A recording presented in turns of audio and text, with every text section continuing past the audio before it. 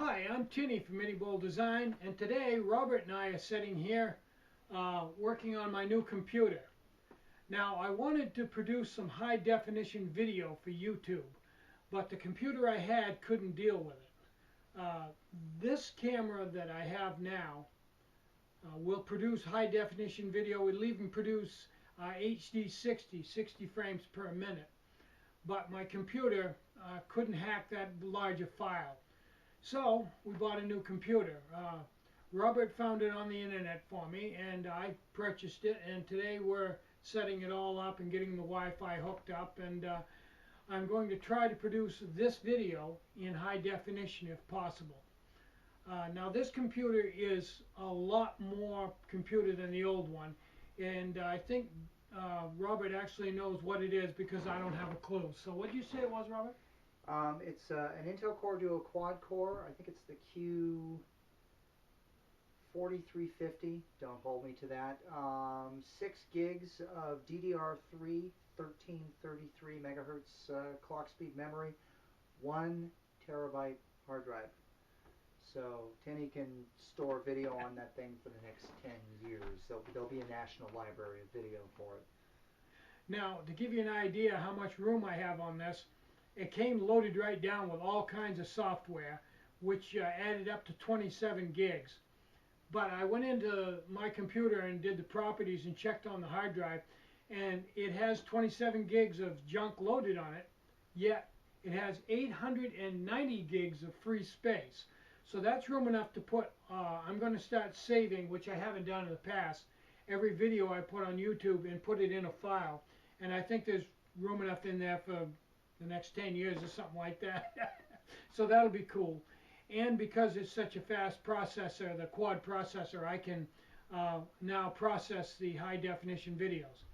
So that's a scoop on that, and it's going to be a big improvement. Now, I think for now I've done the last tree of the day with the last hornbeam video, and now I'm going to go to what's in Tinny's pack and try to do something in my pack as a feature on my videos now. So that's what I'm going to do today, probably, is what's in Tinny's pack, and I'll do a little clip on something I have on my pack and a little bit of background on it. So I think that's everything I want to do for right now on this segment. So let's go look and see what's in Tinny's pack. Bye-bye.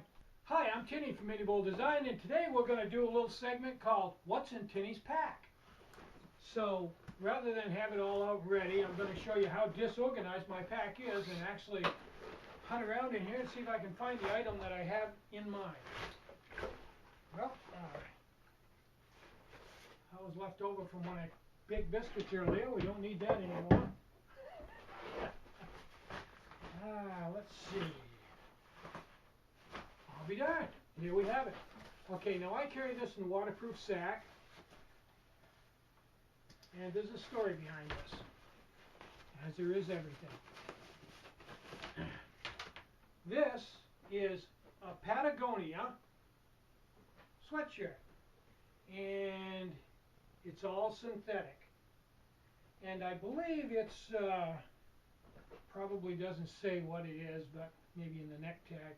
It's a synthetic shirt that's made from, I believe, a hollow fiber. It's a high-tech one. 100% polyester. Recyclable, yada yada. But here's the story behind it.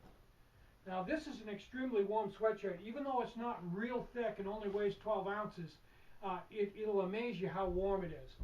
Now my favorite clothing item, if you've watched my videos, is a hooded sweatshirt, and that's what this is. But here's the rest of the story. Most hooded sweatshirts are cotton. And we all know that cotton kills. And hey, I'm too young to die. So, gee whiz, I couldn't wear a cotton sweatshirt because, let's face it, if I got caught out in the rain in a cotton sweatshirt, it would soak right up and it wouldn't offer any insulation at all. And what's worse than that is it would take 2 or 3 days to dry it out in the sun, because a cotton sweatshirt will soak up like a half a gallon of water, so it's just not acceptable for backpacking. And people have pointed that out to me, And as I matured in my backpacking skills, I realized that synthetic was the only way to go. Now, that having been said, and that's ideal, let's look at cotton kills. Now, when you're out wearing cotton and you're exercising, as in backpacking, all the heat and sweat and humidity from your body goes out, and the cotton grabs on a hold it and hangs onto it. And as long as you're walking along and generating a lot of heat, you're in good shape. But if you stop and it's cold, your body will slowly cool off, and you'll stop putting out that heavy amount of heat and humidity. And as your body cools down, the trapped moisture in the cotton won't insulate you. It'll actually be just the opposite of an insulator, and it'll actually start drawing the heat out of your body. And as time goes by, within, say, depending on how cold it is, 15 minutes to half an hour, you're going to start getting cold. Now, here's where the cotton kills thing comes in. At that point in time, when your body starts to cool off, you've got three options. First option is sit right there, be a complete moron, feel yourself cooling down, start shivering, and just sit right there until you go into deep hypothermia, where you lose your ability to make judgment calls and die. Not my first choice. Option two, get up and start moving again. Now, that'll work, but eventually you're going to have to stop, and if it's cold, you're going to be in trouble.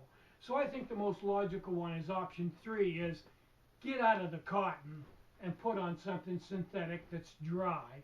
Or, if you're not going to be exerting a lot of energy, something else, cotton. But at any rate, something warm and dry that will retain your body heat. So I'm going to say cotton kills morons, because if you're dumb enough to just stand around once you start getting cold and just sit there until you start shivering and never changing your clothes, then I think you're a moron, because anybody with half a brain knows when you start getting cold and shivering, it's time to do something. And in this case, put on some dry clothes. So I'm Tinny from Mini Bowl Design, and that's my spin on cotton kills. So get out and hike, take a friend, enjoy the great outdoors, cook some really great meals on your alcohol stove, stay warm, and more important than anything, have a really great day. Bye-bye.